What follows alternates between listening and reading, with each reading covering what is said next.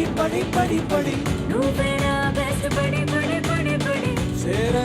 చంద్రబోస్ గారు, మీరు రాసినటువంటి అన్ని పాటల్లోకి ఈ సినిమాలో మీకు ఎక్కువ రోజులు ఏ పాటకి పట్టింది? బాబు 2 మైకులు నేను బేగం బజార్లో కొనుక్కొచ్చా ఇవ్వు.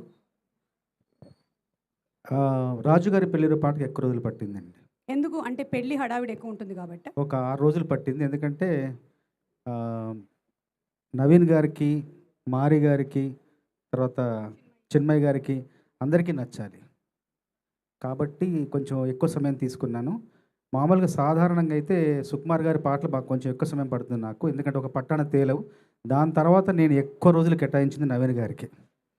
కొంచెం కష్టమైంది, కానీ సరదాగా అందరం తలో మాట అనుకుంటూ రాసిన పాటలు ఇవన్నీ. చాలా ఉత్సాహంగా అనిపించింది వాళ్ళతో పనిచేయడం. ఎందుకంటే కొత్త తరంతో పనిచేస్తుంటే మనకు కూడా ఎన్నో కొత్త విషయాలు తెలుస్తుంటాయి. ఈ సినిమాలో నాకు బాగా నచ్చిన అంశం ఏంటంటే నవ్వుతూనే మంచి విషయం చెప్పడం, నవ్విస్తూనే ఒక మనసుకి హత్తుకునే విషయం చెప్పడం, నవ్విస్తూనే మనుషుల్ని మేలుకొల్పి వెళ్ళని చెప్పడం అనేది చాలా గొప్ప కథకుల లక్షణం. ఆ గొప్ప కథకుల లక్షణం అంతా ఈ సినిమా అంతా సమృద్ధిగానే ఉంటుంది. ఈ కథను సమకూర్చిన ప్రతి ఒక్కరికి మనస్ఫూర్తిగా నా అభినందనలు, నా శుభాకాంక్షలు.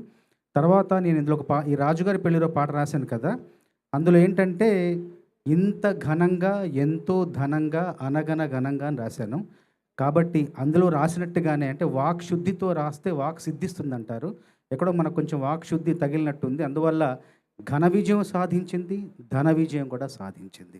తర్వాత నవీన్ గారి గురించి చెప్పాలి. రాసే క్రమంలో నాకు ఆయనలో కనిపించింది ఏంటంటే విపరీతమైన తపన, చాలా పట్టుదల కనిపించింది.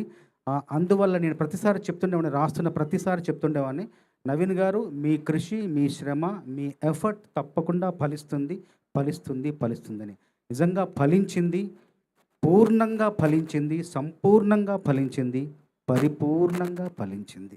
మనస్ఫూర్తిగా ధన్యవాదాలు నవీన్ గారికి, అట్లాగే సినిమా నిర్మాత నాగవంశి గారికి, దర్శకులు మారి గారికి, క్రియేటివ్ దర్శకురాలు చిన్మయ్ గారికి మనస్ఫూర్తిగా నా ధన్యవాదాలు. అట్లాగే ఎంతో మంచి బాణీలు ఇచ్చిన మిక్కీ జేమ మేయర్ గారికి కూడా ధన్యవాదాలు. అట్లాగే తను నవీన్ గారు చాలా బాగా పాడారు పాట, చాట్ జీపీటీ పాట.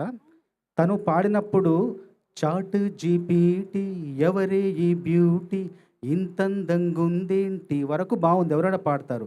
అక్కడ తర్వాత వచ్చి ఇంతందంగుందేంటి హాయ్, ఈ హాయ్ అన్న దగ్గరే ప్రొఫెషనల్ సింగర్ని తలపింపచేశారు ఆయన.